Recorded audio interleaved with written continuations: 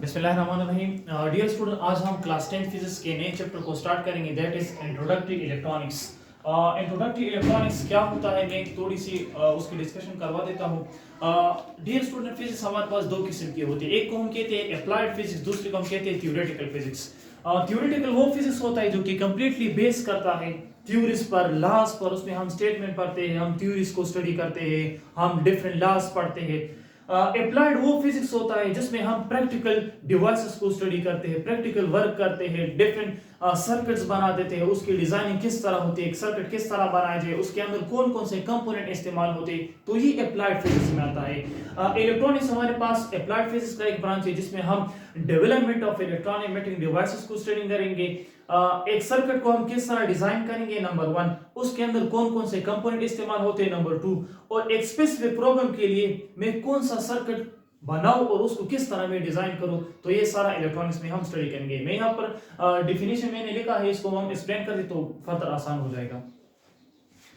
The branch of applied physics which deals, पहली बात तो ये है कि ये अप्लाइड फिजिक्स का एक ब्रांच है हमारे पास। अप्लाइड फिजिक्स अभी मैंने बता दिया कि इसमें हम प्रैक्टिकल वर्क करते हैं, प्रैक्टिकल डिवाइसेस को हम स्टडी करते हैं जो कि हमारे डेली लाइफ में इस्तेमाल होते हैं। Deal with the design of circuits, number 1, circuit किस तरह डिजाइन होता है। आप लोगों ने देखा होगा कंप्यूटर में बड़ा सा बोर्ड लगा होता है जिसको हम कहते हैं मदरबोर्ड, उस पर डिफरेंट किस्म के कंपोनेंट्स लगे होते हैं, ट्रांजिस्टर लगा होता है, डायोड इसके ऊपर मौजूद होता है, बड़े कैपेसिटर लगे होते हैं, ट्रांसफार्मर लगे होते हैं, वो तमाम मिलकर एक सर्किट बना देता है जो कि हमारे एक स्पेसिफिक फंक्शन को परफॉर्म करता है।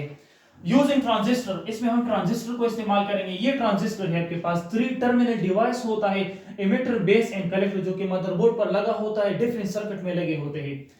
माइक्रोचिप्स इस्तेमाल करेंगे, डायोड्स को हम इस्तेमाल करेंगे in study specially behavior and movement of electrons in conductors, semiconductors and insulator। Electrons में हम ये स्टडी करेंगे कि किसी भी कंडक्टर के अक्रॉस, सेमीकंडक्टर के अक्रॉस और इंसुलेटर में इलेक्ट्रॉन का बिहेवियर और उसका मूवमेंट किस तरह होगा। यहाँ पर मैंने इसको सिंप्लीफाई किया है, आसान लफ्जों में मैंने इसको कंडक्टर को, इंसुलेटर को और सेमीकंडक्टर को मैंने लिखा है, यहाँ पर हम इसको डिटेल से स्टडी करते हैं। इन सिंपल वर्ड, इलेक्ट्रॉनिक्स हमारे पास अप्लाइड फिजिक्स का वो ब्रांच है जिसमें हम सर्किट एनालिसिस करते हैं, सर्किट को डिजाइन किस तरह किया जाता है, उसके अंदर कौन कौन से कंपोनेंट हम इस्तेमाल करेंगे, और डायोड्स क्या होता है, ट्रांजिस्टर क्या होता है, सेमीकंडक्टर्स क्या होता है, लॉजिक गेट्स क्या होते हैं, इलेक्ट्रॉन गन क्या होता है, सीआरओ किस तरह वर्क करते हैं, तो ये सारे हम इलेक्ट्रॉनिक्स में पढ़ेंगे one by one. Further it deal with the development of electron emitting devices, development of electron emitting devices and their utilization for practical purposes. देखो, हम डेली लाइफ में डिजिटल वॉच को इस्तेमाल करते हैं, हम कैलकुलेटर को इस्तेमाल करते हैं, स्पेशली हम मोबाइल फोन को इस्तेमाल करते हैं।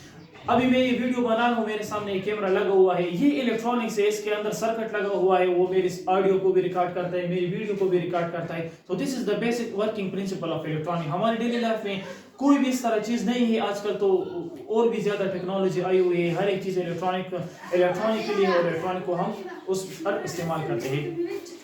यहाँ पर मैंने इसकी ब्रीफ सी हिस्ट्री लिखी हुई है कि इलेक्ट्रॉनिक्स की ओरिजिनेशन किधर से हुई, कहाँ से ये ओरिजिनेट हुआ है। So first of all, electronic began with the invention of vacuum tube by John A. Fleming। Vacuum tube को जॉन ए फ्लेमिंग ने 1904 में इन्वेंट किया। वैक्यूम ट्यूब क्या होता है, आप लोगों ने पहले भी इसके बारे में पढ़ा होगा, नहीं पढ़ा है तो आज इधर देख लो। ये मेरे पास एक वैक्यूम ट्यूब है जो कि ग्लास से बनी होती है, ये शीशा होता है, और इसके अंदर हमने 2 इलेक्ट्रोड्स रखे होते हैं, एक को हम कहते हैं कैथोड, दूसरे को हम कहते हैं एनोड। ये मेरे पास कैथोड हो गए और ये दूसरा मेरे पास है एनोड, और इसको हम हाई वोल्टेज प्रोवाइड करते हैं, हाई वोल्टेज। और वैक्यूम जो अंदर है ये 0.0001 mm ऑफ एजी, बहुत लो प्रेशर पर हमने उसको रखा होता है, इनसाइड बहुत लो प्रेशर होता है, और जब हम इसको हाई वोल्टेज टर्मिनल के साथ कनेक्ट करते हैं, इसको हम वोल्टेज सोर्स देते हैं, तो इससे इलेक्ट्रॉन्स कैथोड रेज की सूरत में निकलते हैं। तो जॉन ए फ्लेमिंग ने क्या किया, उन्होंने वैक्यूम ट्यूब को इन्वेंट किया, डिस्कवर किया। Later in 1907 Lee De Forest modify vacuum tube by adding grid in the tube to amplify electric signal। उसके बाद ली डी फॉरेस्ट आ गया, दूसरा साइंटिस्ट है 1907 में, उन्होंने इस तरह किया कि जो जॉन एफ फ्लेमिंग ने जो वैक्यूम ट्यूब डिजाइन किया था उसमें थोड़ी सी मॉडिफिकेशन की थी, क्योंकि वैक्यूम ट्यूब में जो सिग्नल जो रेस पास होते थे उसकी फ्रीक्वेंसी कम होती थी, वो ज्यादा लॉन्ग डिस्टेंस के लिए ट्रेवल नहीं कर सकता। और एक बात ये भी है, इस जॉन एफ फ्लेमिंग ने जो वैक्यूम ट्यूब बनाया था उसको हम फ्लेमिंग वॉल्व भी कहते हैं। फ्लेमिंग वॉल्व इसलिए हम इसको कहते हैं कि इसमें जो करंट फ्लो करती थी वो सिर्फ एक ही डायरेक्शन में मूव करती थी। लेट्स सपोज अगर हम इसको इस तरह वो कर दे, यहां पर करंट इस डायरेक्शन में let's suppose left to right ये मूव करती है, तो राइट टू लेफ्ट ये दोबारा नहीं कर सकते, इसलिए हम इसको फ्लेमिंग वॉल्व भी कहते हैं। वॉल आप टेप इस्तेमाल करते हैं ना, तो वॉल की ये प्रॉपर्टी होती है कि उसमें पानी है एक ही डायरेक्शन में जा सकता है, दोबारा उसमें से नहीं आ सकता। इन द सेम वे ये वैक्यूम ट्यूब जो था तो इसमें चार्जेस की जो फ्लो थी only in one direction is possible, एक ही डायरेक्शन में वो मूव कर सकती थी, दोबारा नहीं कर सकती। लिफोर्स ने क्या किया कि इसी वैक्यूम ट्यूब में एक ग्रिड का इस्तेमाल किया ताकि सिग्नल जो है वो फर्दर एम्पलीफाई हो जाए और लॉन्ग डिस्टेंस तक हम उसको क्या करें, ट्रांसफर करके कम्युनिकेशन पर्पस के लिए उसको इस्तेमाल कर सके। Vacuum tubes were replaced by transistors. अब वैक्यूम ट्यूब जो है, जो लिफोर्स ने फर्दर उसमें ग्रिड का इजाफा किया ताकि सिग्नल एम्पलीफाई हो जाए लॉन्ग डिस्टेंस के लिए, हम उसको इस्तेमाल करके for the telecommunication purposes.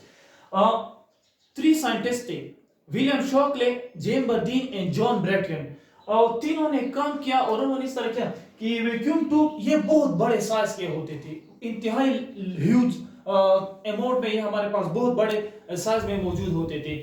उसका हीटिंग जो जनरेट करता था वो भी बहुत ज्यादा होता था, उसके लिए जो कूलिंग सिस्टम चाहिए वो भी बहुत ज्यादा होता था, लिहाजा वो ये बहुत जल्दी जल्दी खराब हो जाते थे क्योंकि साइज में बड़ा था, हीट ज्यादा जनरेट करता, तो हर 2 दिन बाद ये खराब होता था। तो इन तीनों साइंटिस्ट ने मिलकर काम किया, उन्होंने ट्रांजिस्टर को इन्वेंट किया। ट्रांजिस्टर, अभी मैंने बता दिया कि ट्रांजिस्टर आपके पास एक 3 टर्मिनल डिवाइस होता है जो काम ये वैक्यूम ट्यूब करता था, जो कि बहुत बड़े पूरे कमरे से बड़ा होता था, बहुत ज्यादा उसकी जो है लॉसेस होती थी, नुकसान ज्यादा थे। और ये काम सेम हम एक छोटे से ट्रांजिस्टर से भी ले सकते हैं, या इसमें हम क्या इस्तेमाल करते हैं, सिलिकॉन इस्तेमाल करते हैं, जर्मेनियम को इस्तेमाल करते हैं, और यही फंक्शन ये भी परफॉर्म कर सकता है, यानी